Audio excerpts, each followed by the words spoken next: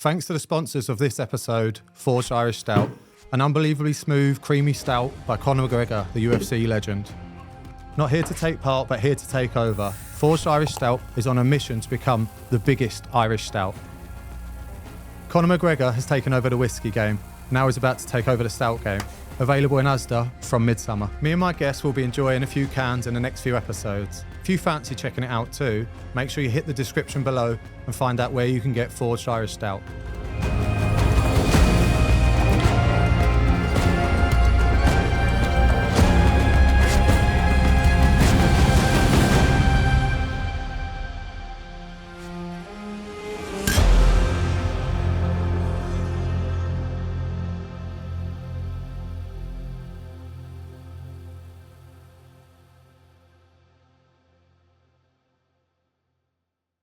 Today, I'm joined by probably our most talked about person in the studio, Adam Sells. If you're a good manager, for me, you work with the players that you've got. Just because a fella's put the ball bottom left for the last 3 penalties, it doesn't mean he's doing it again. Players like Ward-Prowse and Trent Alexander-Arnold, you know we've got the Bosman transfer, we might have the Howard free kick. Now you know I'm on the phone for such a long time. As I lifted the trophy, rather than sort of being ecstasy, he said he was thinking of me. Oof. How can I answer a question like that? Victor Moses, Nathaniel Klein, Johnny Williams, John Bostock. And as we went onto the pitch, he said, Sells, he said, did you really mean that? With the caption, none of this would have been possible without you. Goalkeepers should be allowed to move anywhere in the 6-yard box. What are we going to do next? Make it 8 foot higher and put a blindfold and tie their hands behind their back? My knowledge may be second to none, but I'm not sure about your pronunciation. So for any kid that's listening, keep the faith and just work at your game. As long as you've got grass and some footballs, you can play football. What a save from Mark Howard.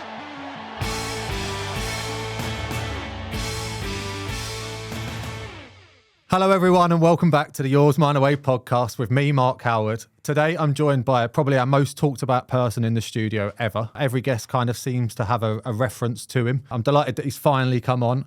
Today I've got Adam Sells. How you doing, mate? Very well, thank you. Very honoured to be here. I've been in some very regal company now, I guess. Oh, mate, and nearly the oldest bloke you've had on here as well. Nearly. Alex Welsh takes that. Yeah, he's a hero of mine, so that's all right. And one of mine as well. Yeah, and obviously, like I said, I'm delighted to have you on. So many people talk about you. Yeah, I listen sometimes. To the good stuff anyway. Is there any bad? No, there's not been anything bad yet, apart from a few of us that have said it's hard to get you off the phone, so we try and pull up at a petrol pump. That's probably true. Yeah. That's just my good manners, though, you see. I don't like to put the phone down first and appear rude to anybody. Right, before I get started, I want to thank today's sponsors. Forged Irish Stout. It's an unbelievably smooth and creamy drink by UFC legend Conor McGregor. Thanks a lot. Drink responsibly, guys. I'm going to have a drink, actually. Sorry, Sells, mate. It's not very responsible in the middle of the day. It's available in an Asda near you coming this summer. Thanks again for coming on, right? Don't have to say it's in conjunction with Sells Goalkeeper Products, no, the leading name in the game, no? We'll push your brand in a minute. Don't you worry about that. So obviously, like I said, Sellsy has got one of the most famous goalkeeper glove brands in the world. One of, did you say? No, I said... Oh, right, okay. Yeah. What I want to know, though, is you look after so many goalkeepers and you juggle so many plates with the business as well. How? How do you find enough hours in the day? I haven't been on holiday since 1999. So what we now, that's 24 years ago.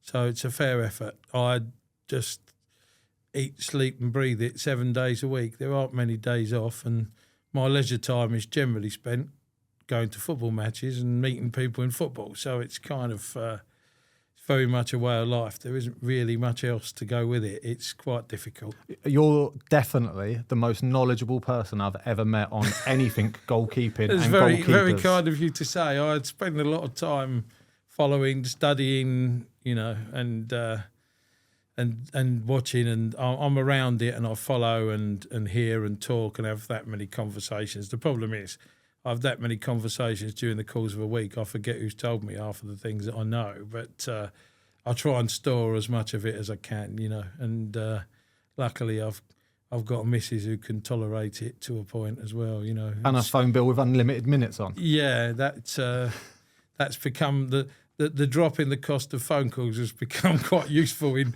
recent years. There were times when it used to be heavily in the thousands every month and stuff like that. It was, it wasn't always good, especially if I was travelling the world and things like that. But I don't know, you enjoy the sort of interaction with the goalkeeper people, and a lot of them are younger, and you can offer a lot of help and guidance too at times, and it's just hard keeping up, really. I looked yesterday, and my phone contacts yesterday with one that went up to 2,602 yesterday. So it's quite a difficult thing to stay on top of. So if I'm slow messaging you back and you're watching or listening, I do apologise. Well, personally, you've helped me over the last, since I think I've worn your gloves since I was 19. I think I had 2 seasons where you dropped me. Did I? Yeah. But personally, you've helped me with clubs, contracts and contacts, especially since I turned 30. Well, I do my best to help everybody where I can. It's just I don't ask, I don't seek it, but it seems to sort of come my way. And over time, it's sort of evolved into players asking me for help and clubs asking me for help with goalkeepers and advice and so on. And in all honesty, I just give it as I see it and what I know, and just try and help everyone I can along the way. I mean, it's not by design necessarily, but I guess being in it for so long and knowing so many people, you acquire a lot of knowledge and contacts and stuff along the way, and it's just how it works, really. That leads me on to your agency side of your business. Yeah. Like you said, you don't approach anyone. It's just friends of friends or other goalkeepers that are either out of contracts.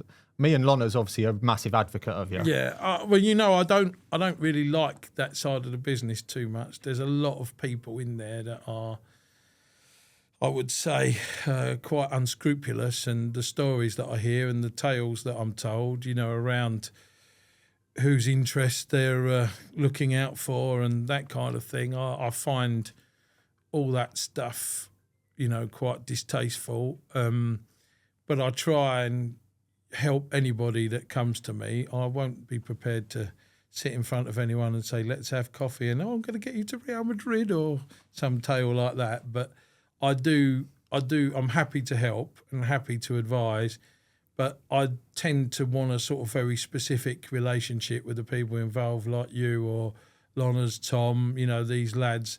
I treat them more like they're my sons than they're some kind of client or something. I think we all call you Uncle Sells behind your back anyway. But the idea is that I'm in your corner for love and want to help you. I'm not there to. So if I can't tell you to shut up and get in back in your box now and again or whatever, then I don't want to do it, because I don't want to sort of, anyone that would know that I would do everything with the best reasons, for the best reasons rather, and with the best interests at heart. And sometimes that's telling them things they don't always like to hear. But I'm not difficult or awkward, but sometimes you have to be realistic about where you are and the opportunities and what there are and all just that honest. sort of thing. Yeah, just a bit of honesty, yeah. Yeah, I don't pretend. And I'm in these situations, if a club offers me £1 for Mark Howard per week, I know Mark Howard's not going to accept it, but I still tell him and still make him give him the choice to make his own decisions effectively. I'll let you know next transfer window. Anybody's decisions are not there for me to make. I'll advise and say, I think you could do this, or you could get this, or you should do this instead. But it's not my life to make people's, to mess around with other people's. They've got to make their own choices and their own decisions. It's their life. I also want to lead on now to your transfer spreadsheet. Right, now you're embarrassing me. Now, aren't you? Selzy has this spreadsheet of every goalkeeper at every club that's got contract end and start dates on. You're kind of connecting the dots before they happen, aren't you? Yeah, but I'm the king of the spreadsheet, to be honest. But Richard Lee's tried to take it. I don't know if I can say this on air publicly without embarrassing myself absolutely horrendously, but please do. I keep even records of every goalkeeper that's played in the top 5 leagues of Europe this season, the Europa League, the Champions League and the Europa Conference by brand, so I can see how many goalkeepers each brand has got and all of these things to help me, which is a lot of work. Well, that's usually done on a Sunday night during Match of the Day 2 or something when it's on, and it's that my attention to detail is like I want to know everything about everything, you know. Do you even start doing their social media followers now? Because it's the modern era and a lot of stuff, especially promotion of your brand, would work in that sense. Yes, social media is a bit of a funny one for me. I look at it and I like it, but I think there are too many people who've got too much to say about absolutely everything all of the time, and I tend to follow the words of my mother during my upbringing as a kid, which was, if you haven't got anything nice to say, don't say anything at all, is my sort of, tends to be my go-to mantra where social media is concerned. But as I know, even some listeners may know that I'm a fairly regular guest on podcasts involving Crystal Palace Football Club, and I'm a columnist in the local newspaper and so on. And my piece recently around Roy Hodgson's return to Crystal Palace and the sacking of Patrick Vieira didn't go down very well. I've read that piece. You did, like, yes. with a lot of the fan base, but I haven't heard from too many of them since. No, to of be course, fair. yeah. So we'll speak about Crystal Palace in a bit anyway. You can't win them all, but you know, I tried to be always balanced, fair, and reasonable when I talk about football. I think I don't like the whole sort of hysteria and the nonsense that goes on around it. And effectively, all that happens is a ball stays one side of a goal line by a couple of inches or goes over. That changes everybody's perspective about everybody around it. And unfortunately, I don't really see the game in the same way. You know, you can only judge people over a season or a team over a season, and one-off days with decisions, moments, fortune, all of these things play a part. And I'm sort of at the stage where football is, you know, people want to have very definite views about the game, which I can't sort of concur with, because I'm too open to sort of see things in a different way, let's say. And there's a lot of touchline managers out there. Well, no, exactly. And a lot of things, you know, he only does this. And, you know, talking about Roy there, you know, he only does this, you know. Well, give him a good set of attacking players that he's got at his disposal, and actually, oh, hey, presto, he can do something else. I think everyone loves to pigeonhole managers and people in the game there. Oh, this is what Sean Dyche does. This is what Sam Allardyce does. They do. If you're a good manager, for me, you work with the players that you've got, and you find the best way of playing with the players that you've got. And whether that's playing through the pitch and great football or playing very directly to a big front player, for me, it doesn't matter. The game is the game, and it's about being effective and doing the best things utilising that you what can you for have, your team. Yeah, but I think there's so much hot air and so much science now that I'm completely baffled with, sort of, even with the goalkeepers and the water bottles, right? Just because a fella's put the ball bottom left for the last 3 penalties, it doesn't mean he's doing it again this time. I think he puts it on the spot. He looks at the goal, and at that point, he probably decides what he's going to do. And I'd still believe, old school as I am, that instinct for the goalkeeper is the best thing. And I think it's good to be prepared. It's good to provide lots of information.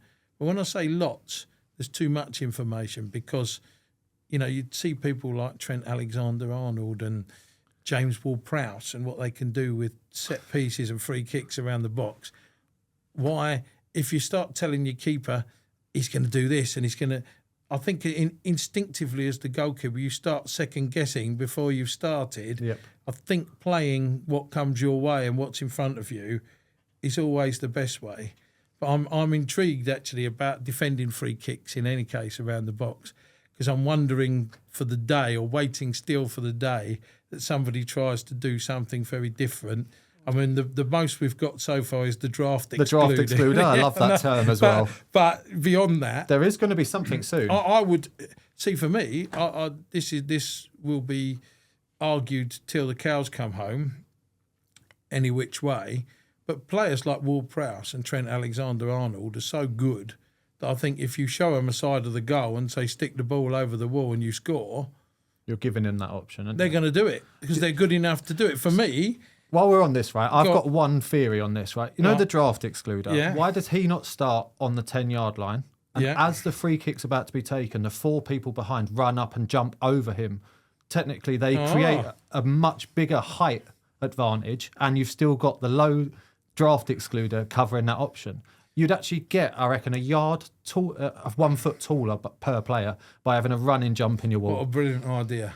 Someone's going to do it soon. Well, Please, it should be that you. could be the revolutionary one. Well, you know, we've got the Bosman transfer. We might have the Howard free kick. The Howard mightn't free we? kick. You know, that's. But I think this is the. It could work. Mark, For someone like Ward-Prowse, I think that that's the only option. You need to make your wall bigger, and the only way of making them bigger is by giving them a run and jump. So why not put the draft excluder first and make them run and jump over it on the perfect timing? The ref isn't going to book 4 of you for going early. See, I'd go a different way. I'd put 2 people inside the post, and I'd put 2 people in front of the ball, and the rest I'd put bodies between the goal and the ball. Scattergun, yeah. Yeah. Now, people are going to argue they're going to come and stand in front of you. They're going to make it difficult. But I think it's far more difficult for James Ward-Prowse to get that ball through 20 bodies to go in the net than it is to drop it over a wall and the ball at the back of the net with the keeper trying to make up the ground. I really can't, you know, I'm really surprised in some ways, but I'm not, because football people often tend to follow. If Pep Guardiola does it, everyone else will be doing it soon enough. I did this sort of thing in Scotland, right? So I remember the first time I played against Celtic, Nakamura put one over the wall. I had a four-man wall, put it over the wall, straight in the corner. I got nowhere near it. So the next time we played Celtic, I had a chat with Paul Mathers, the goalie coach at the time, and we just went, just don't have a wall. If Nakamura had no power in his shot, but he had the best accuracy. So I was saying, like, if I just stand in the middle of my goal, I don't think he'll beat me from 20 yards, 25 yards. And that day he had 1 free kick and I saved it. And it was a comfortable save. But I don't know whether the psychology of it had stopped him from trying as hard, of putting it over a wall. I do wonder that putting 2 players in front of the ball and not just letting him have a clear sight of goal is effective, because you can see the ball, you can see what's going on, and you can move and protect. I think the tendency, as you say, to go and protect one side of the goal and the wall the other means that, you know, you can get embarrassed because you start to edge behind the wall and he whips it back the side you're supposed to protect and so on. I just think over time that it should evolve. I thought one of my great friends, Dean Kiley, when he was playing in goal for Charlton, when Alan Kirbishley was the manager during that Premier League era in the sort of early noughties, Paul Konchesky used to drop back on the line often and protect the goal under the bar. And I remember talking to Dean about it at the time and sort of saying, Dino, well, you know, is that not a bit risky? And he said, well, we've never conceded a goal since we've been doing it. But I think there's an argument to say that it's harder if there are more bodies between the ball and the goal for someone not to get their arse or their head or their thigh or their knee or something on it to stop it going in the goal. And I agree equally it's going to be difficult because there'll be bodies around the goalkeeper, but I think giving them an open space that they can exploit, they're good enough to do it too easily. Right, we've gone off on a tangent now. Right? I'm going to get us back on track. Now you know I'm on the phone for such a long time, don't you? Right, I'm going to crack on with that quick fire. I wanted to tell you also about one of my other theories about the game and the rule change. We'll do that in a minute, Selzy. Right? I'm going to bring you back in here. We'll come on to that. I've got some quick fire questions. This is going to be the longest podcast in the history of Mark Howard's new theme. Right, catch or parry? Catch with my gloves on. Yeah. Nice. No excuses. Good plug. Great plug. Favourite colour goalkeeper kit? White. Are you a play out from the back or kick it long? Goal kicks, I'm talking specifically. Play what's in front of you as you see it is my answer. Right, favourite ever goalkeeper? John Burridge. Oh, wow, yeah. John Burridge, when I was a kid at Crystal, I was a Crystal Palace fan. My dad first took me. The first game I went to was in 1976 at home to Aldershot, 20th of April. And it was a 0-0 draw, and there was 27,000 people there for a 0-0 draw in the 3rd division. And proper game for goalies. I soon became hooked on football and Palace and all of those things. And Budgie, who I now know really well through my work, of course, came to Palace around 78, I think. So I was 8 and he was the keeper when I was sort of 8, 9, 10 at a very impressionable age. So Budgie was always my hero growing up, absolutely. Right. Match of the day or Sky Sports News? Match of the day, Yeah. it has to be. I think Sky is so all over the place at the moment. They've, I respect many of the things they try and do, but they've gone too far and got rid of far too many good people and replaced them with people who can barely speak English. So it's probably not, when I say English, I mean in a sort of correct sense. Yeah, correct terminology. Not as in they don't understand the language. Right, long sleeve shirts or short sleeve? Definitely long sleeve. Yes. All right, you can't be doing short sleeves as a goalie. Lots of them do. It's changed, and if you are, wear an undershirt underneath. You have to, that's actually tight. So it's too cold and the ball's too slippery. World Cup or Champions League? Oh, that's tough. Well, we've been lucky enough to win the Champions League once, 18 years ago, and I was there in Istanbul that night when Jersey do that. I was sat there at There's half. always a plug. Listen to the plug. Wait a minute. Jersey Dudek. Never miss a chance. Never miss a chance. Never look a gift horse in the mouth. So remember that. No, I was there at half time, 3-0 down, thinking. I think I paid a couple of grand to get there for one night and thought, Christ, what am I doing here? And then it ended up being incredible. So what a fantastic... unbelievable. His double save, like the Shevchenko save, the second bit. He has no idea what he's doing. He just puts an arm out and it hits him on the arm and goes... It must have went about 100 foot in the air and over the bar, didn't it? Well, funnily enough, when... Popey qualified for the Champions League earlier this week, somebody wrote to me saying, another Champions League goalkeeper and so on. And I said, I could do with 2005 being repeated again on a fairly regular basis to help. But he actually wrote Jersey. Somebody sent me an extract from his autobiography and he talked about a conversation that we'd had during the season. And I told him I'd had this premonition that... he was going to lift the Champions League trophy with my gloves on. And he wrote in his book, as I lifted the trophy, rather than sort of be in ecstasy, he said he was thinking of me, telling him that it was going to happen. So, take them ones. So it was, it was fantastic. That was really, really fantastic. And we were only sort of 4 years old at that time. So it was really, massive. It was huge at the time. And I'd sort of love that to happen a few more times. Right, Maybe, let's last get a World question. Cup out of the way as well before I go. Best goalkeeper in the world right now? Oof. How can I answer a question like that? That's not in your gloves. Not yet. Let's say not in my gloves. Not in your gloves. Best goalkeeper in the world right now? Not in my gloves. Alison Becker. Or Mike Mannion, probably, I'd say right now, if you gave me a choice.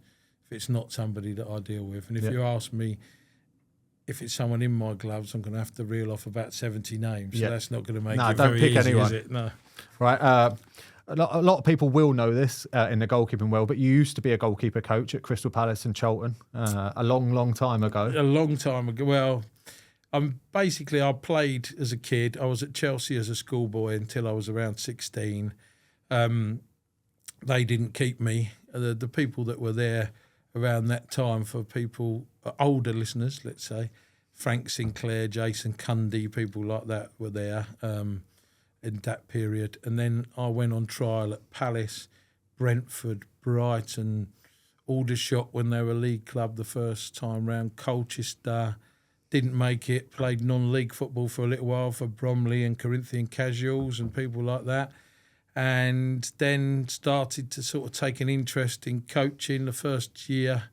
My first time I went to Charlton and Terry Wesley was in charge of the academy and said to me, right, I'm going to give you a month's trial to see how you get on. I was about 28 or something at the time. It was 25 years ago. Coach on trial. Yeah. So I've turned up, took the coaching session. After an hour, he said, it's all right, you don't need the month. You can have the job. And it gave me sort of quite a lot of confidence very quickly. But as I am with the goalkeeping world now, I was very detailed about the things I did and the work that I did and so on. And I tried to always make the sessions different so that people were never bored and didn't know what was coming. I would research and watch hours and hours of training videos and things from all around the world just to get different ideas and try and adapt things from there. I mean, we had in that 1 year I was at Charlton, I think there was something like 9 goalkeepers that went on to play in the Football League. It's good going, that. It was amazing.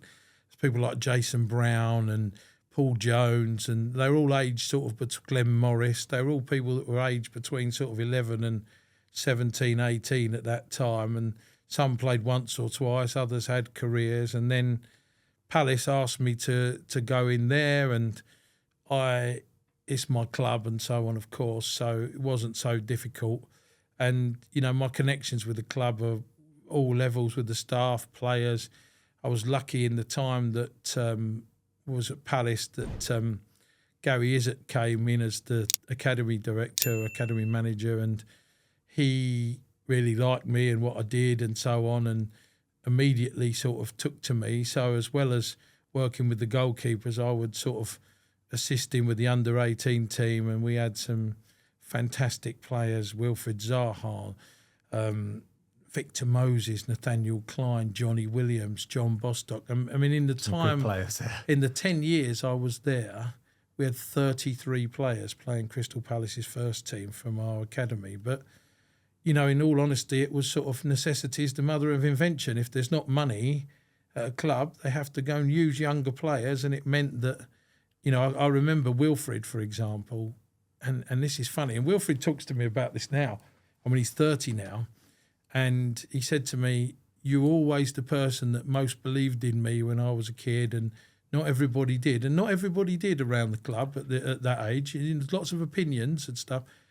Wilfred, I recognised his talent very quickly. He couldn't get a game in our youth team for the first half of the season that he was there. And then all of a sudden we played Fulham on a Friday afternoon, I remember, at the training ground. He had to play. We won 4-0. Marcus Bettinelli, one of your recent guests, was in goal at Fulham at that time.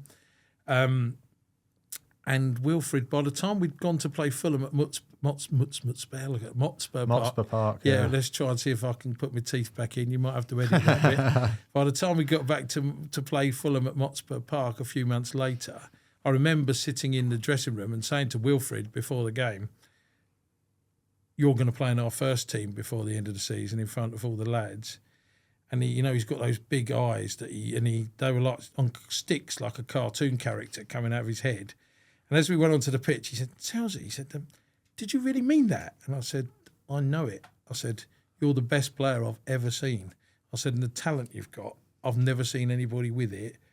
All you got to do is go and show everyone how good you are and express yourself." And he just went on, and it was like a bird set free, and what a talent he was.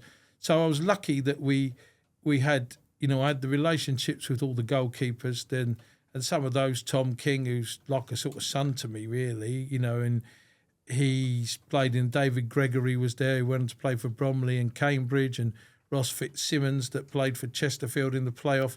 It was weird, actually, with the National League playoff with Johnny Bostock taking the penalty against Ross, and both of them from our youth team. And so we had some fantastic experiences, and I learnt a lot. I've got a story about Crystal Palace. You came, didn't you? Yeah, I did, yeah. Did you train with me, I trained with you. I can't remember you being 9. No. Not this 30-odd-year-old bearded 9-year-old, I was on trial as a goalkeeper. Obviously, I'd played Croydon Boroughs my whole, for a few years and that. I got invited down to Palace. And I think I was only my second or third week with training with you. And we turned up, me and my mum, and there was no lights on. I've told you this story before. And there was no lights on, no floodlights on. Yeah. And the week before, I'd got scouted by Arsenal. So I was committed to Palace. It was my local club. I'm a Tottenham fan anyway. So I was like, we turned up twice a week. Hold on, let me rewind that. You were committed to Palace, you're a local club, and you're a Tottenham fan. You come from Croydon. You only support Crystal Palace. Nah, this I is an absolute kids. bugbear of mine. I was a kid. If I'm born in England and I'm English and I come from Croydon or Norwood, then I'm Crystal Palace. It's not a choice. That's just what you are. You don't get to choose. I got to choose. So anyway, we've turned up to training. There was no floodlights on, no lights on. My mum's phoned you, absolutely fuming. And I think you just went, "Yeah, training got cancelled. Did no one phone you?" My mum was like, "Right, we're never going back there." And I ended up signing for Arsenal a couple of weeks later. So I actually have to thank you. Okay, you're not the first person to thank me for a bad moment. I had that recently. Yeah. I I'll tell you a funny story in return, just short one, that Erbal Bosker, I don't know if you know Erbal, who was assisting at QPR with Gavin Ward as the goalkeeping coach. So he's a really nice lad, and he calls me sometimes for advice. So he asked me about, he'd been offered the job at Wycombe Wanderers with Gareth Ainsworth, and he asked me whether I thought he should go and do it. And I said, yeah, it's time for you to do this on your own and go and have a go and all that. And he went there. He was really enjoying it. And 3 weeks later, Gareth Ainsworth left Wycombe to go to Queen's Park Rangers. So Matt Bloomfield came in and brought in another sort of friend of mine, Lee Harrison, as his goalkeeping coach. And Erbal was out of work after 3 weeks at Wycombe Wanderers. So he went on holiday to Thailand with his girlfriend a few weeks ago, sent me a picture of him and his missus with the elephants with the caption, "None of this would have been possible without you." Class. Superb, that. How's coaching changed, Selzy? Obviously, from back then, coaching people. Well, you now speak to goalie coaches up and down the country, week in, week out. I'm... let's say I'm probably a bit old school now, being 53. I think when I stopped was 10 seasons ago. That was the last time I was involved. Palace got promotion. I thought, well, they're going to able to bring in a load of new staff and full-time staff, and it wasn't something I'd ever be able to do with my business commitments and so on. And so I thought it was the right time to stop. But things have evolved very differently, and there are some really excellent goalkeeper coaches around, you know, the Dean Kileys and Ben Roberts and Neil Cutlers and people like that, you know, fantastic. But I'd also say to you that probably some of the modern methods, old school me, probably has a little bit of, what would you say? A bugbear against? Yeah, I don't know that they're necessarily better or more effective than what went on before. You know, if you're going to go and make that K block and the gate and get in front of somebody, it looks great if you get there right on time and you can effectively sort of deal with the situation, but get it slightly wrong, it looks like a very poor attempt to stop the ball going past you. And I'd see the arguments that, you know, you go with your head in your hands, that people can dink it over you and all that sort of stuff. But you know, I would say it's sort of as broad as it's long in that sense, and that, you know, you're constantly up against players who have the upper hand, don't they? And that's and it's such a difficult job, you know. And I listen to people talking to me about goalkeepers and goalkeeping, and how did that happen? How could he let that happen? What was he doing there? And you know, all that sort of stuff. And there's so much of it now has become, I think, about the optics and how things look. Yep. You know, no goalie wants to kick the ball out of play anymore, do they? But guess what? It's effective. Well, exactly. Well, I'll give you an example. A few years ago, you'll probably remember, you know, the fellow I've just named as arguably the best goalkeeper in the world, Alisson Becker, tried a Cruyff turn at Leicester and got robbed, and they scored. Now, you see, for me, the risk and reward is the bit there that's if Ali had kicked the ball into the stand and everyone had got behind the ball and back in shape, would never have been a goal.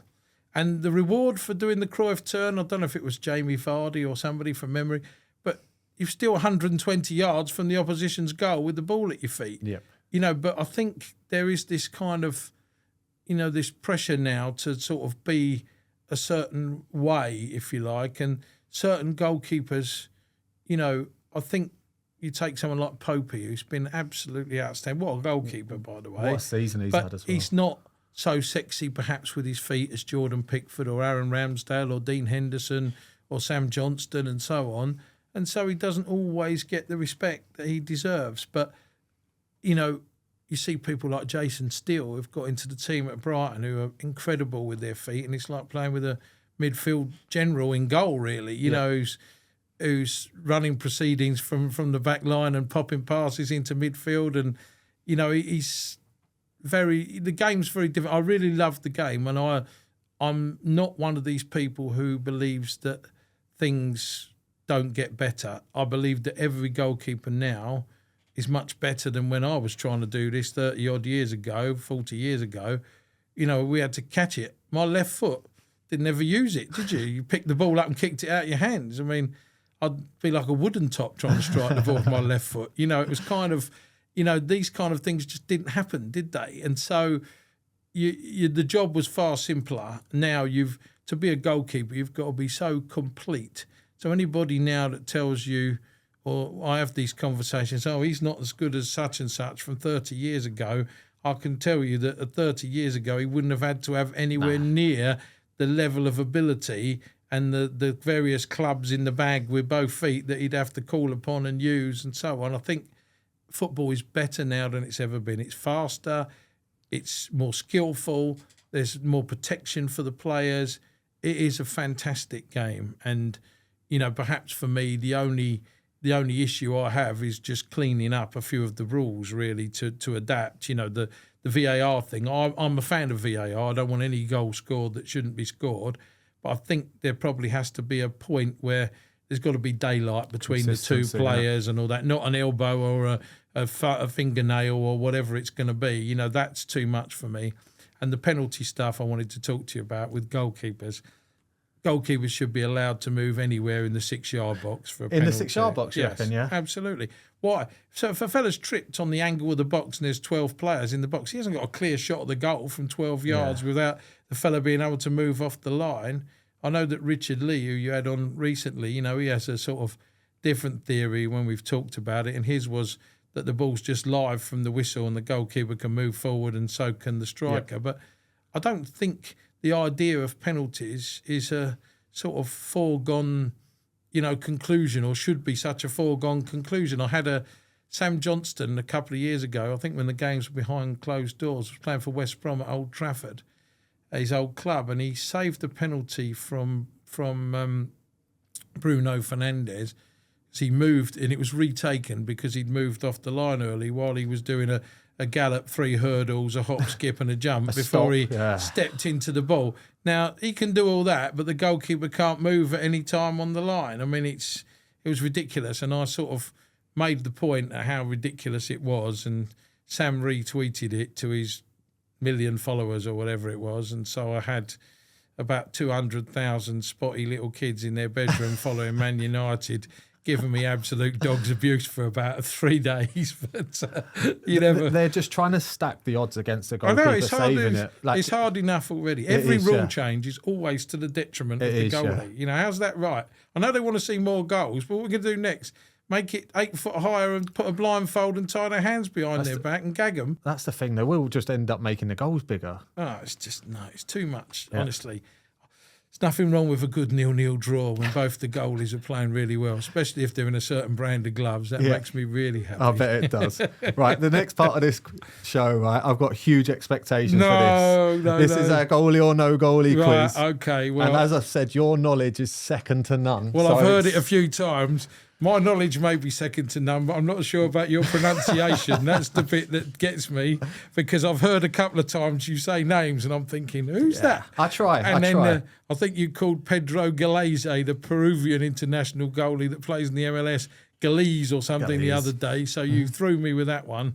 But I generally do all right when I listen. But good. This is like my pop knowledge. That you love a quiz as well on a Thursday night. I love a quiz. I love trivia, music trivia as well.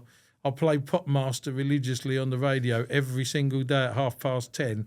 I've actually stopped meetings in foreign countries to listen to Popmaster at 10:30 in the morning. Dedication. And I'll tell them that we're having a break and make the tea and we're going to listen to Popmaster for 20 minutes. So Ken Bruce, I'm not sure that he'll listen to your goalkeeping podcast, but he's one of my real heroes. But I do love knowledge and trivia, goalkeeping especially. So you can ask me some really random nonsense, and I'll do my best. Right, ready then? What a save from Mark Howard. Right, so I've got 5 current international squad goalkeepers. Squad goalkeepers. So they've been in their last squad. Right. So I've changed it for you to make it a little bit more tricky that they're squad goalies. Okay. Normally I go for starters, but you're getting it a bit harder. Come on, you're going to kill me here. Right. Followers can head over to YouTube and check out our leaderboard. We do try and keep it up to date as possible. So now you've made it hard for me. I'm not likely to be on there, am I? Right, so it's 1 point for every correct answer. Is this like a golf handicap, this, or not? So that if you're good, you get worse questions. Is that? No, I'm just expecting huge things from you. Okay. So, right, number 1, Joe Gauci. No, I don't know him. Joe Gauci. Spell it for me. Gauci. No, it doesn't mean anything to me. So I'll say no goalkeeper.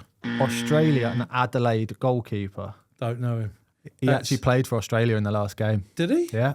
Well, I thought the Aussie goalkeepers were Andrew Redmayne. Andrew Redmayne. He was on the bench for that game. Right, okay. And, So I actually spoke to Joe a couple of days ago. Right, I was like, I'm okay. putting you in the quiz because he listens along every week. Okay, So sorry, Joe. Big shout out to Joe. You obviously don't wear a very good brand of goalkeeper gloves, but let me know. Shout out to my mate Zach Clough as well that plays with him, that connected us together. Right, So. Okay, the former Nottingham Forest, Bolton and Carlisle striker. So I'm all right with that. Yeah, you're right That's with that right, bit. As long as they played in England. Right, number 2, Joe Scarrat. Spell it for me. Scarrat. No, I don't know that one either. That's what you're saying. No goalkeeper. He is not a goalkeeper. Right, okay. He's actually one of the creators of Love Island. I know you love that show. You can be assured I've never seen an edition of Love Island in my life, although I can tell you it's often recorded on my Skybox because my 24-year-old daughter takes an interest. Yeah. But Well, she you might can, have you got can that. imagine that I've never watched an edition I can of imagine. Love That's why I Island. put that one in I there, just for couldn't this think of little anything chat. worse, yeah. Right, number 3, Drake Calendar. No, I've never heard of him either. Calendar. Are you spelling that with a double L? Double L. E-N-D-R or D-A-R? Callender. No, I can't say I know him. The best he would be is, again, probably down under somewhere, New Zealand or Australia, with a name like that. So he could be, but it's not someone I'm familiar with. What are you so saying I'm going then? to say no keeper. He is USA and Inter Miami goalkeeper. He's got Sells gloves on in that picture as well. Look at that. Must be a good customer. Oh no, it's all gone Pete's on. Yeah, I know. Well, you've really pulled him out today, haven't you? I don't. Is he an international? Yep. For whom? USA. At which level? The first team. He was in their last squad. Was he? Yep. So it's not. Fact check me on that. He definitely was. You're- I've gone through all my is history, that the mate. under-20 thing that No. they put forward? Was he No. in the squad with Slanina? I don't know who the other keeper that played was actually. Yeah, I think it was Slanina the last time they Was it? played, and he. But that wasn't. Although that's a full international, they don't call up all the other players. Sells So ya. it's, Don't question the I quiz. can tell you that the goalkeepers are usually Ethan Horvath, maybe Sean I know Johnson, Ethan Horvath, yeah. and Zach Steffen. But anyway, let's not go there. Let's not. Right, so you're on 1 out of 3, make it, Selzy. you make it I've tricky made as, it tricky, as possible. right? Yeah, no Number problem. 4, Yeah, go Robin Fenty. Robin Fenty. That is the real name of Rihanna or It someone, is isn't correct. There Lovely you go, a knowledge. bit of that. music quiz there, Yeah. so that helped me. Yeah, There That's might be all a right. couple of other musical names Hasn't in she there. got a fragrance line called Robin or is Fenty she? or something? I think, yeah, maybe something like that. Big customer, yeah. No, I mean, I don't. I've not met her yet, to be honest. But Fenty Skin and Beauty. Good knowledge. thank that. you very much. Your There quiz you go. knowledge is good. Your Yeah, goalkeeping I knowledge know. has been poor. Yeah, I know it's terrible, isn't it? I know every goalie in the world, and you've managed to pull out Ragas Rovers Division 9 Croydon Sunday League goalkeeper here, haven't you? whoa. 2 goalkeepers highly credited with international Sorry, no, I caps. didn't. Yeah. No offence intended. Right, number 5. Quickly moving on. Yeah, go on. Michael Flanagan. He's a comedian, isn't he? Well, Used to be a striker at Crystal Palace and Charlton as well, but I'm pretty sure that's not the same bloke. So I'm going to say no goalkeeper. Comedian Mickey Flanagan. Yeah, there you nice go. and easy one for you. No, I know that because my neighbours missed the pub quiz last week because they went to see him in London. Fair so enough, there you yeah. go. That's very topical. Decent. Right. Number 6. Kieran Khem-yong. Oh no! Chem Yong. Here we go. Right, here you go. Right, you better You start. pronounce it right. You better start spelling these Right. for me. Right, So good. Kieran, Yeah. Kiran, Right. surname Chemjong. So that could only Khem-yong. that could only be sort That's of. good enough, isn't it? Oh, I don't know this fella, but seeing as we haven't had a goalie for a little while, I'm going to guess that you've plucked some bloke out of the 4th league in South Korea for me, or something like that. So I'll say goalkeeper. He is a goalkeeper. He is Nepal starting goalkeeper The mighty Nepal. and Punjab FC goalkeeper in India. There you go. Yeah. Ah, you was close. My instincts kicked in at long last. Yeah, exactly. You've disgraced me on here. I not to come on here and get 10 out of 10. We're going to have to re-record and do it again because I'm so embarrassed. All right, I've told you I've made it tricky for you, right? Number 7, Stanislav Buchniew. Stanislav Buchniew. Spell the Buchniew for me, please. Buchnev. That might be Belarusian, I think. I'm not sure. So I'll say goalkeeper. He is a goalkeeper for Armenia. Armenia, there you go. I knew it was Eastern European. Yep. There you go. Yeah, you've got the hang of this quiz now. I'm out to try and trick you. You know that, I'm up to 5, am I? Yeah, up to 5. And what's the record score? 10? 10, yeah. Oh, So no, not getting a perfect 10. Right. You probably gave them like Aaron Ramsdale and Gianluigi Buffon and Donnarumma and people like that. Did you Keylor Navas in goalkeeper or no keeper? No, definitely not easy ones. Okay, right. The whole point of the quiz is everyone along can join in. You've come on here to pull my pants down in public here. Right. Humiliation. Number 8, Scott Mescudi. Spell that for me. Mescudi. Mescudi. Doesn't mean anything to me, so I'm going to say no goalkeeper. He is not a goalkeeper. Right. He is Kid Cudi, the song artist, Pursuit of Happiness. That's too trendy for me. Yeah, Music stopped in about 1990-ish or early 90s. I can't remember anything after that. Right, you're 6 out of 8, mate. You're still doing well. It's only the 2 goalies that have absolutely killed you. I'm embarrassed. I know you are. Right, number 9. You'll get this one. Verinder Sehwag. Who? Verinder Sehwag. Never heard of. Is that a male or female? Verinder Sehwag. Not a clue. Not a clue. Spell it for me. Sehwag.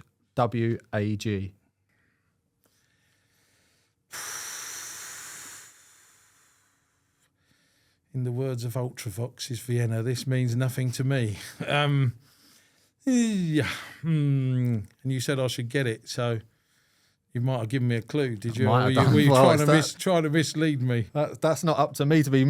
That's up to you, mate, to make of it what you want. I don't know it, but I'll say goalkeeper. He is not a goalkeeper. There you go. You lied to me. He's a cricketer. He is cricketer. Don't ask me about cricket. I don't You're know anything about football, music only. Master. He's an jack of all trades. Opening Master of batter. no.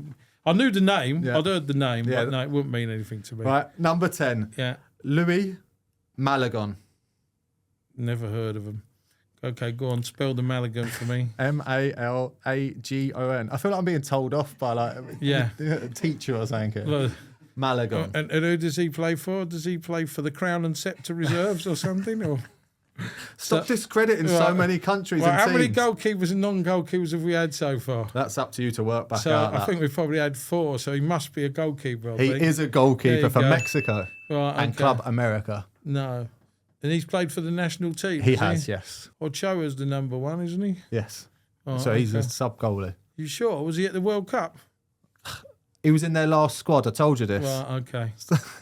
All right. Oh, you've pulled some absolute rascals. I'm buzzing out off there. this. That is, 7 out of 10 says it's a very good score. A disgrace. It's a very good score. I'm ashamed and I'm never coming back. You only get invited once. Oh, good. Right. As you've said, right, you played in goal. Why did you play in goal? And what is your first memory of putting on a pair of gloves? Well, the first gloves I had were the cotton green gloves that like Peter Bonetti and the goalies of the mid-70s would use before you were upgraded to the rubber pimples with the table tennis, exactly like that, exactly that type of thing. Yeah. You know, the rubber pimples for table tennis. I was 6 when I first started playing in goal. My dad formed a local team called Eversley Rangers, which was around on this park that was not far from where I lived in Norwood as a kid. And I was known as the kid that always used to cry when he let in a goal. Yeah. And it used to hurt me so badly in my in my attempts for perfection, age 6 years old, it would still drive me insane that anyone could beat me.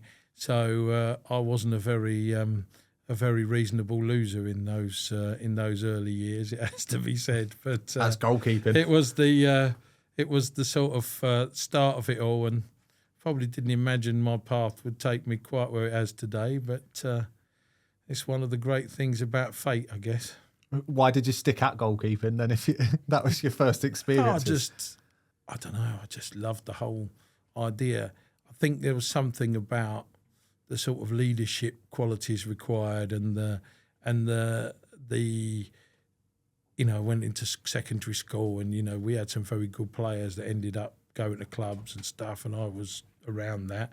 You know, I was made captain of the team, not just because I was a player, I think, because I was the bloke who would sort everyone out and get everybody there and make sure it all worked. That's a theme with goalkeepers. Yeah, They're the most organised in every dressing room. I think you have to have that sort of bit about you. But I was terrible, you know, terrible with nerves and stuff as a player. Like, really, I didn't enjoy playing the game, you know, and I talk to goalkeepers about it now.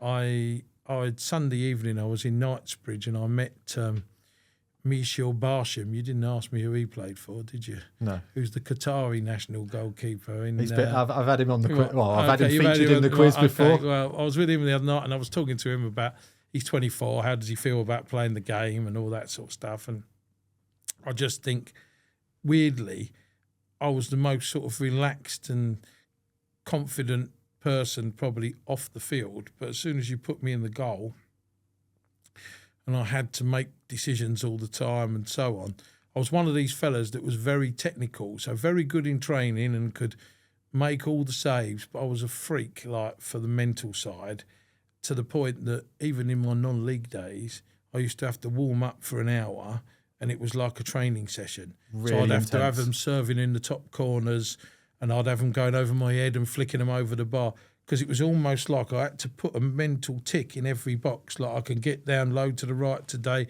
down low to the left. I can go top right, top left, over my head. I'd have to do absolutely everything to make sure that I was, because my mind wouldn't allow me. And this is sort of interesting now, because when I talk to a lot of the players about their mental side and if they're having problems and all that kind of stuff, you know, I can sort of really relate to it. And there was one goalkeeper that was on to me a little while ago, and he said, "Oh, as a club psychologist, and I can talk to the psychologist." He said, "But I'd rather talk to you." And I said, "Why?" He said, "Because you understand me." Yeah. And I said, "Well, you're talking to the bloke who didn't like the sun in his eyes, the pitch was too bumpy, the wind was too strong, there was too much of a slope on the pitch. You know, I had every reason to find an excuse in my mind or cause myself a problem that was too much, and I couldn't take it in my stride. And I wish the 53-year-old me could deal with the 16-year-old me and manage me in that way." Do you think you would have been a lot different than playing then if you had that psychology, like the modern aspect of the game that people... I mean, you're talking about a different time with different levels of facility and stuff as well. I mean, I talked to you about being at Chelsea Football Club, one of the biggest and richest on the planet. In 1985 or 86, we used to train at the shed end behind the goal and volley balls into the wall, and you'd be diving on the concrete and all that sort of stuff. And if you were lucky, we got to train on the cinder pitch at Battersea Park. I can remember my padded tracksuit bottoms that would get holes in nigh on every other week. Every time I got a new pair, there'd be another hole, right? And it was wet. And so it'd peeing with rain and all the stuff would be like, your pants would weigh an absolute ton. But if you didn't wear proper protection, you'd probably have broken bones and cut to shreds. And then after training, so you'd been up and down on this red grow or cinder pitch, whatever you want to call it, for an hour and a half. And then you used to have to run back to Stamford Bridge after training with all your dirty and wet kit on and all that sort of. I mean, it was to go and do your jobs and stuff. It was so my school. That was when I was in school. So my school day, I'd go to school in Norwood. I'd walk to the station after school. I would take the train to Victoria, the tube to Fulham Broadway, train Stamford Bridge or at Battersea Park, come back home, tube back to Victoria, train back to South Croydon, where I was living at that time, and I would be home at like 11:30 at night or something like that on a Tuesday and Thursday night for going training there and doing all that. I mean, it's so different now. I mean, having worked in the academy at Palace for that period and seeing we didn't have lots of money and the club went into administration twice and all that kind of stuff, I saw. But now Steve Parish has done like remarkable things with the club and the new academy. They've spent £17 million on the most unbelievable facility. And when I've been in there now, I'm kind of laughing with Gary about what we had and, you know, all those kind of things. Do you know what I mean? Yeah. But I would say to you, for all of that, none of it really matters in the sense that it's still not an excuse to not make a footballer. You know, as long as you've got grass and some footballs, you can play football, you know. So I remember one of the coaches that came to work in a meeting sort of raised his concerns about the facilities. You know, I'm going back 20 years more. And I said, well, it doesn't matter. It's never stopped us doing anything. It's just nicer to have better things in a better environment and it makes us more attractive. But I think, you know, people can talk about all of these things and obviously everything is better. Like there's a better feeling, a better ambience about the place in terms of what's expected and it feels good to be there when it's like that. But really, I'd advise anybody who is a parent of a young child to not be totally sold on all of those things and just look at the best pathway for your son or daughter into the game. And that's still, for me, you know, the problem is if you go to a Premier League football club and you're a goalkeeper, you've probably got to be one of the best 80 goalkeepers on the planet to have a chance of being in the squad and playing in a first team at a Premier League club. If you go to a League One club, you can get in the team, or League Two, and you can start your journey, you suddenly become very, very valuable and you're gaining experience all the time. And my big thing with every goalkeeper is play 200 matches. You're not a proper goalkeeper till you've played 200 matches. And when I mean a proper goalkeeper, that's exactly right. You know, the experience is everything, right? That you must gain from this time. And if you can get to 28 and you've played 200 matches, you're probably going to have 10 years of a very good career and a very good earning capacity and so on because of the groundwork that you've done. Yep. If you get to 28 and you haven't played too many matches, very hard that anyone's ever really going to give you that trust to go and play regularly. You do see some freaks and changes. Freaks probably a bit rude, you know. Freaks of nature, let's say, if that's the right term. Somebody like Ben Wilson at Coventry this year has been absolutely fantastic. And he's never really had a chance anywhere, and I don't think anybody would have seen this coming. But congratulations, Ben, whether you win the playoff or not this weekend. I think, you know, you've done fantastically well. But those are few and far between, really, I would say. The games, and going through the gears.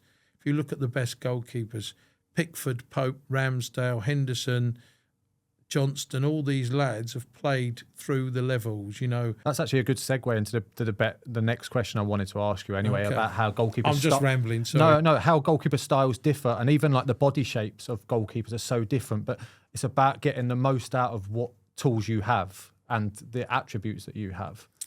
I think that my mind changed so much about goalkeeping once Peter Schmeichel came along. Because Peter Schmeichel wasn't technical. Peter Schmeichel dived on his belly. Yeah. Peter Schmeichel did all the things that goalkeepers aren't supposed to do or I was never taught to do and so on. But it's about being effective, isn't it? Do you know 100%. What I mean? Stop the ball going in the goal. That's the job. And therefore... And he's one of the best that ever lived at doing it. Exactly. And however you manage it, it can't be a bad save if it doesn't go in, can it? You know, but... I'm a sort of bit of a purist and would coach the sort of technical way, if you like, and try to believe in doing things in the right fashion. So, you know, I see goalkeepers now, and Sam Johnston, for instance, I just mentioned, he's really super technical. Like when I watch him, his feet and hands, everything's very sort of structured in the way that he plays. But you see other goalkeepers that are bigger, you know, people like Fraser Forster that sort of swat the ball away like it's a fly and stuff like that. And it's whatever works, really. And if you've got a big frame, use it. And if you're not the biggest, then you're going to have to be very quick around the goal. And agile. And so speed. I remember, again, going back, talking about sort of people that have... Dean Carley used to say to me, I don't come for so many crosses. I come for the ones I can get. I rely on my speed around the 6-yard area and getting around the goal. And you see that sort of goalkeepers also have that style, tend to last longer because they don't get old and stiff like the bigger blokes do they? And you see people like he and Julian Speroni, another dear friend of mine, played till he was 40, Dean till he was 41 or 42, and Shay Given went on a long time. These lads that aren't tall and sort of stiff, I guess, is probably how you'd want to describe it. There is an advantage to that. The sort of Keylor Navases of the modern era and probably the David Rayas will probably go on and play longer Makes sense. because of their size and their shape. But I think it's like playing styles. Whether you're Peter Crouch or Lionel Messi, it doesn't necessarily make any difference. You work with what you've got and you've got to be effective how you with can that. best use it. Yeah, exactly. And I don't think there's anything wrong with that. Again, I think in the modern era we're very quick to dismiss people who don't fit the sort of mould or what it's going to be, whether it be managers, players or whatever. But I really think that, you are what you are, and goalkeeper-wise, to make it to that level, to the level you've played, you have to be very, very, very special, very special. Yeah. And all it is the further up you go, the more ticks you're putting in the boxes, that's it. But the one thing I noticed, having done this for 25 years or 30 years, and all the goalkeepers that I've dealt with, all the best ones have a real good mentality. Yeah. When I say that, they're unfussed, they're low maintenance, they're easy to deal with. Nothing phases them, does it? No, and they don't worry. I met Anthony Patterson last week from Sunderland the night before they played Luton, and I was sort of really impressed with his mentality, just his demeanour and what he did and what he said.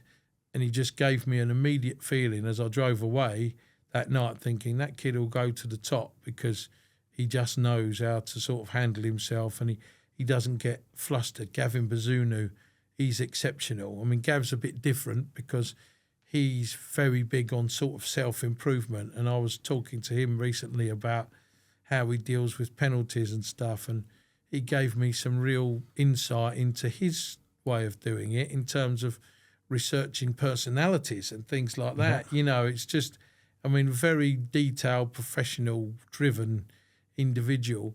But they're all sorts really, but, the ones that can take things in their stride, and you obviously have to have a very, very thick skin, and I think when you're older, it's easier to have a thick skin because we realise that, I'm a good person, I'm a nice bloke and I wouldn't harm anybody, but not everybody still likes you and not everybody's going to like you for whatever reason.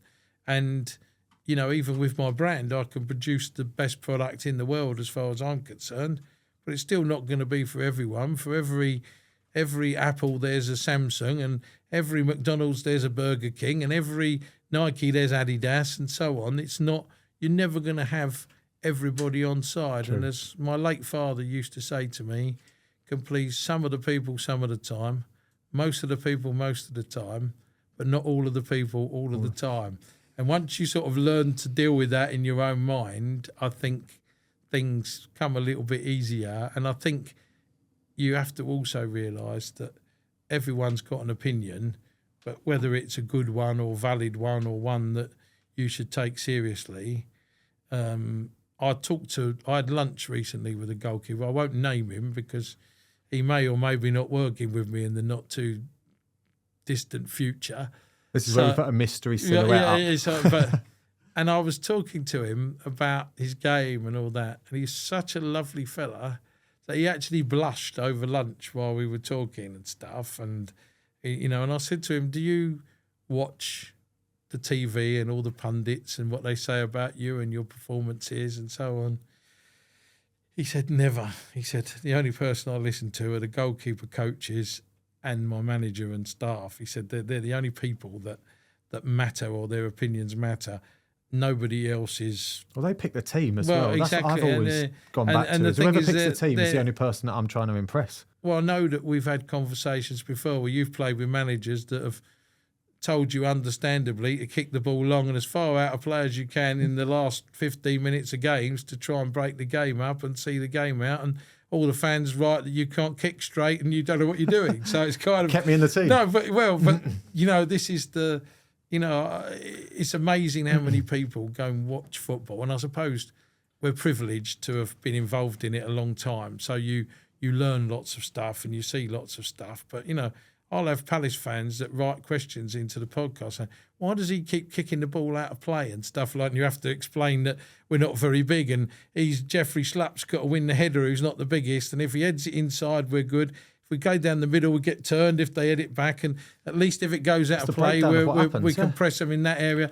And then people go, oh, right, yeah, I didn't realise that, and so on. And you think, that's quite simple for me. Just the understanding of the game, yeah. But it's so, people, go from he can't kick straight to, oh, now I understand tactically why he's being asked to do that. But again, I suppose we take for granted that because we've been around it and we see it and we know it, that everybody knows it, but they don't, do they? Right, I'm going to stop you, Sellsy, right? I want to talk about your brand give you an now. opinion, is he? Let's get onto your brand. Oh, the boring stuff. No, this could be the longest glove review I've ever seen in my life, right? And been part of. I think are we already setting a record for the longest No, not at show? all. No? Oh, dear. Right, so I'm going to read you out disappointed if the I don't do that. The Sells Goalkeeping Products bio from the website, because I loved it when I read it as well. Okay. What a save from Mark and Howard. this is the glove review on the Yours, Mine, Away podcast. So Sells Goalkeeper Products is a brand and exclusive for goalkeepers. We understand as part of the union that a goalkeeper is a specialist, just as we are. As nearly every rule change, ball and boot development appears to be the detriment of a goalkeeper, we see it as our mission to readdress the balance. It's not easy dealing with wet and slippery ball flying towards you at nearly 80 miles per hour. That's like the ethos of the company, isn't it? And what you do. But like it sums up, like, everyone is against a goalkeeper perfectly. And unfortunately for me, I managed to run a business in something that was far too niche to ever make me very rich. But anyway, I'm now doing a podcast in that niche. So I think, for me, I'm very committed to making things better all of the time. I'm very driven in the respect that there's a lot of pride involved for me. So although this is a business, it's not, for me, only about making money. Success for me is the pride in being known to be the best, not necessarily the biggest, and being driven to find the best things all of the time, the next best thing. So the Outlast material, which is used by NASA originally on spacesuits to regulate the body temperature, to use that in a glove, so it doesn't matter if it's 100 degrees or minus 10, your hand still stays cool inside the glove.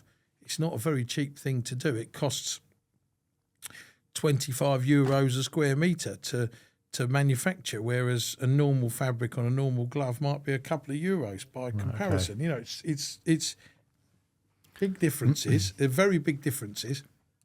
But I'm not afraid to push the boundaries a little bit, because my driver or my endeavour tells me that I want to be the best and find the best thing. So I want to bring the best latex with the most cushioning, with the best performance in different conditions that we can pull together, the best backhand materials.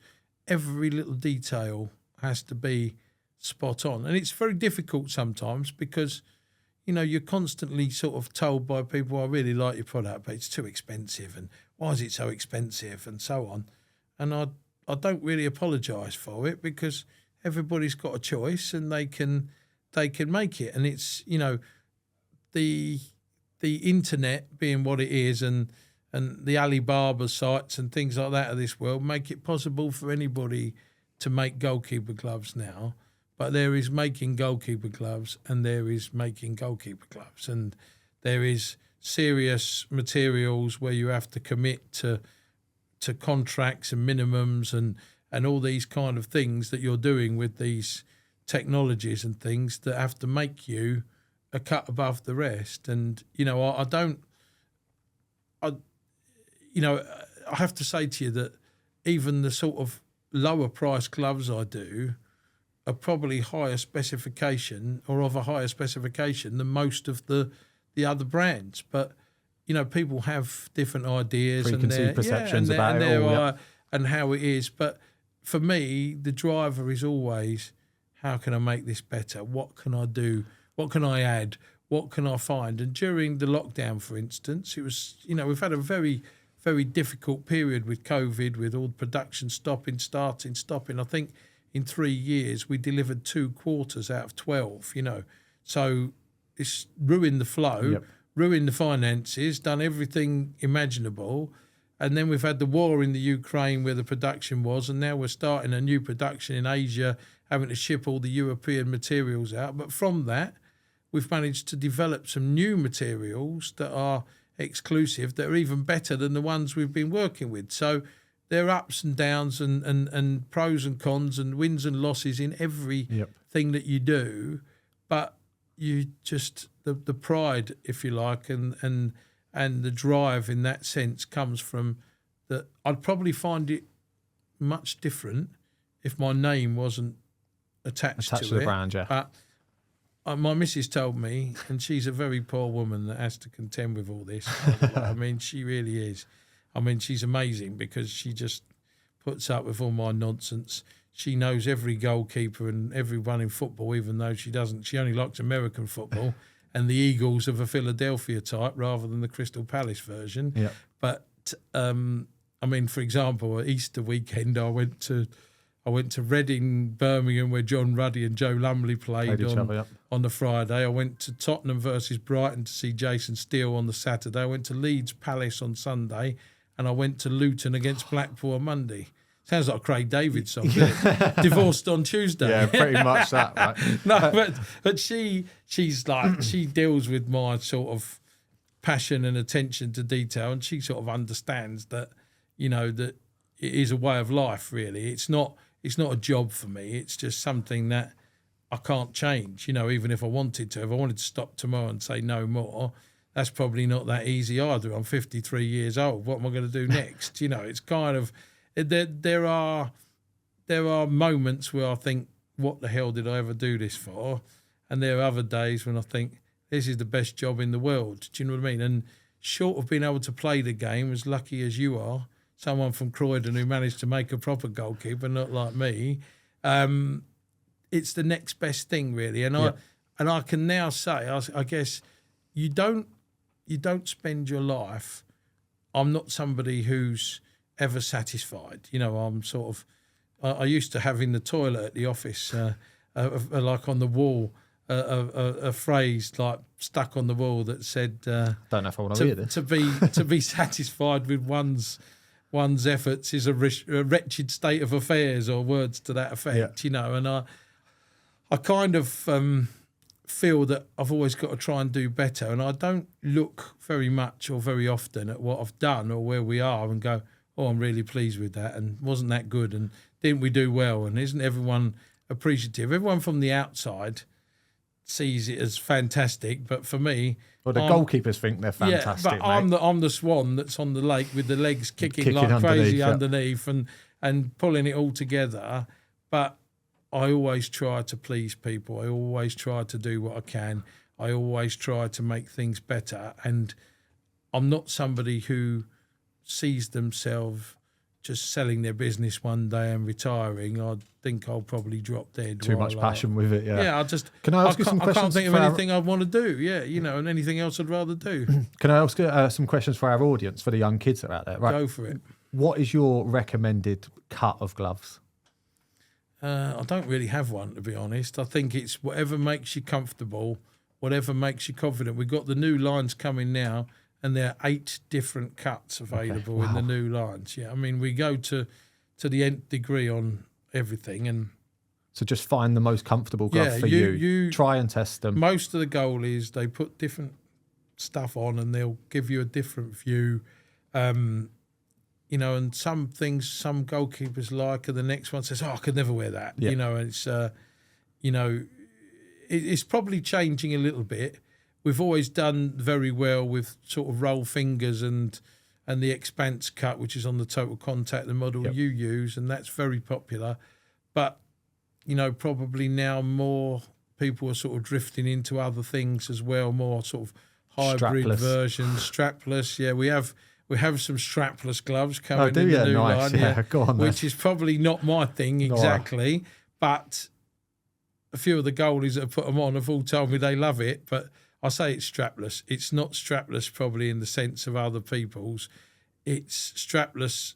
There's an optional strap that you put on it. Fair enough. But there's also latex on the backhand and not silicone or some other gimmick. It's not about colours. It's not about how things look, you know, aesthetics. It's about performance. And for instance, we always have white palms on the very high-end gloves. Yep. Because Yeah, when can you you explain produce latex, white is the latex in its purest form. Yep. So as soon as you colour it or put spots on it or specks and so on, not so much tiny specks, but I'm talking about sort of, you know, big lines and colours and things. That, as soon as you do that, you are detracting effectively from its performance because it's not in its most natural format.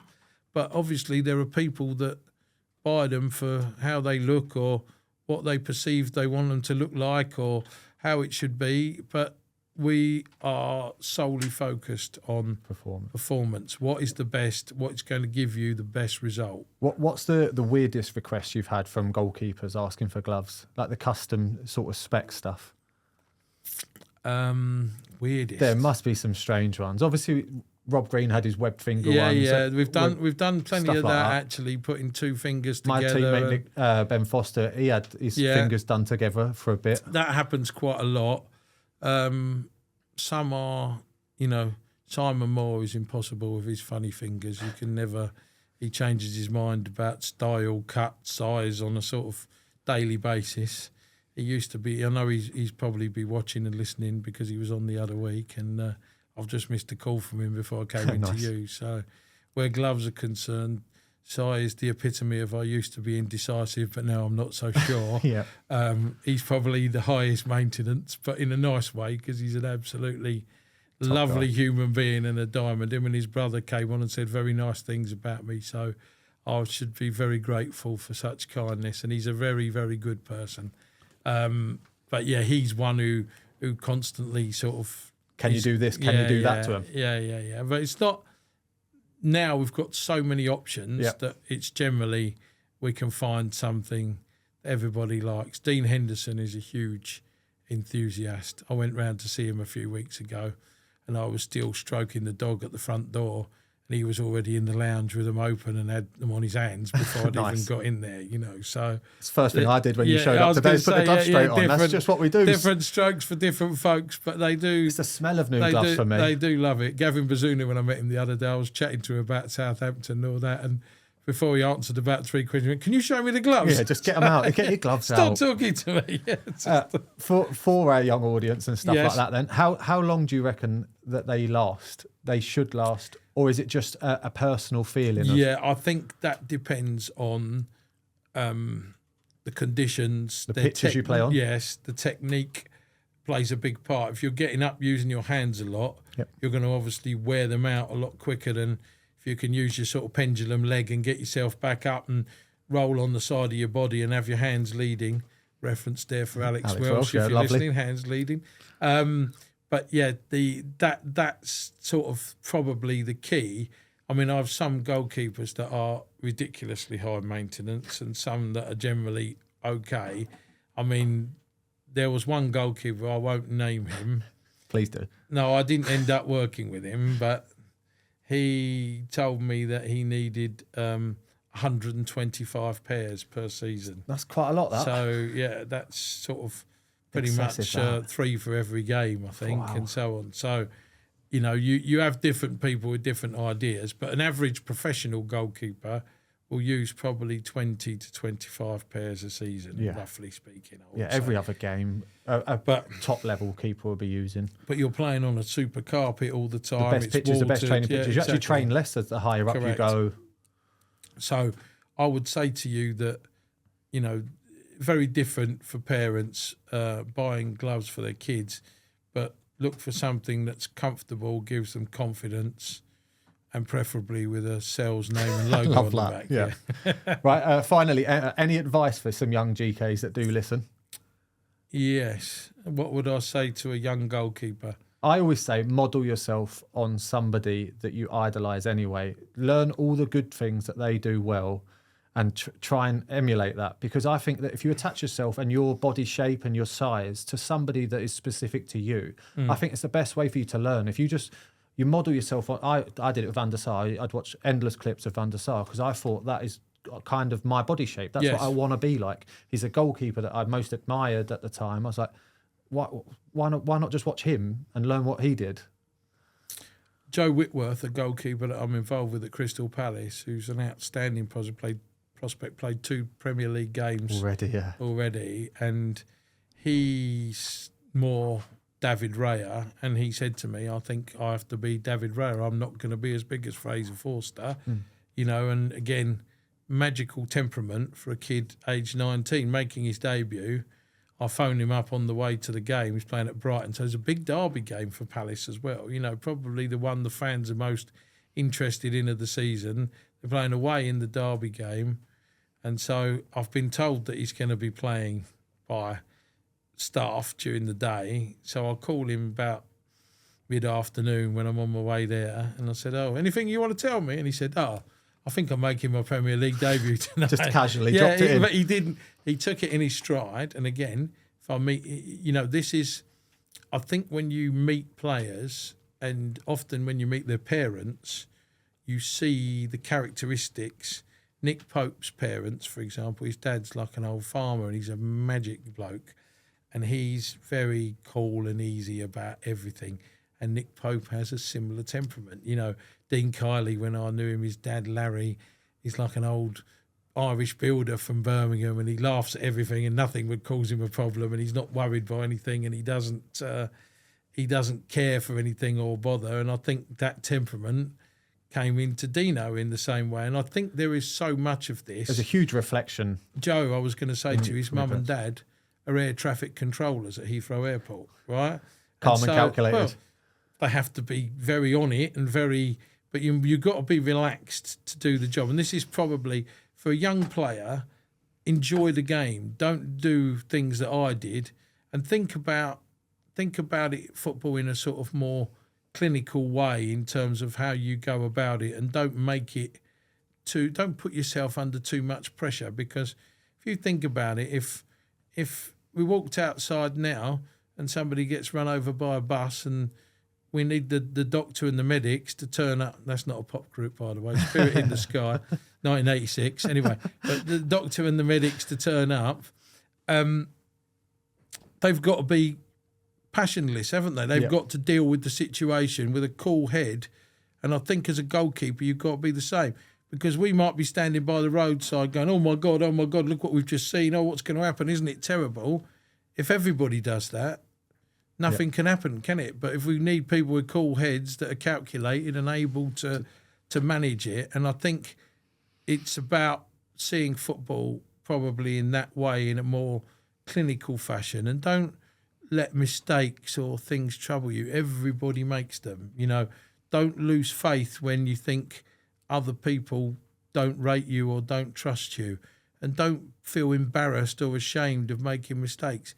Everybody does it. The very best do it. It happens to all of us, and sometimes it's pretty horrendous if it's on live television in front of millions of people and all that kind of stuff. But somebody's got to be there, and the reason you're there is because you want to be there and you're good enough to be there. And all of those people on the outside that all tell you should do this and you should do that and you're not good enough and all that, they're probably never going to be there because they're never going to be good enough. So it's the easiest job in the world for everybody to tell you how to do it. Doing it when that ball's whipped in 80 miles an hour in the rain, all those bodies running across you. So for any kid that's listening, keep the faith and just work at your game, work at your game, work at your game. Be disciplined, be professional, put as much in as you can in as a controlled fashion as you can, and believe in yourself. And you never know where that might take you. I actually believe now I've been on the other side of the fence, having been a kid that didn't make it, and then somebody that makes decisions about people making it and not. I often get a feeling very, very quickly when I see a player, and I have an instinct that takes me there straight away because of what you've seen over the years. But I believe if you're good enough, you'll get there. And somebody like Ben you were talking about, and your colleague, fantastic guy at Wrexham, he was playing non-league football in the Midlands and working as a chef and all that sort of stuff. But if you're good enough, people see it and you get up the ladder. And I think also that I would say is very important is be a top human being and conduct your business in the best possible fashion. Because I can tell you from my own experience working inside a football club, when it comes to making decisions about players, if you're a borderline decision about whether you get to the next step to kick on, if you're a very good lad, they generally go in your favour. Goes a long way. If you're not a very good lad, they'll probably go the other way. So there is so much to be said for doing the right things, being honest, showing great integrity, professionalism, and demonstrating a great deal of respect that helps you get places. So it's been absolutely fantastic to have you on. It's been my pleasure. I haven't shut up for an hour and a half. No, it's brilliant. It is. So the apologies to the insight- listeners who are probably bored senseless by now. If Not you're at still all. listening and still awake, congratulations. The insight and depth that you do provide into what we do as goalkeepers, mate, is fantastic. And with your product, mate, I can only thank you. There's so many goalkeepers around the world that absolutely love what you do, mate. So full credit to you. Thank you very much. I love it, and long may it continue until I've no more air in my lungs. Right, this has been the Yours, Mine, Away podcast, joined by Adam Sells. Superb, what a guest. I've got a clap as well. What Nice, about it? This has been the Yours, Mine, Away podcast with me, Mark Howard. Make sure you give us a like and a subscribe. Go follow us. Thanks a lot, guys. Take care.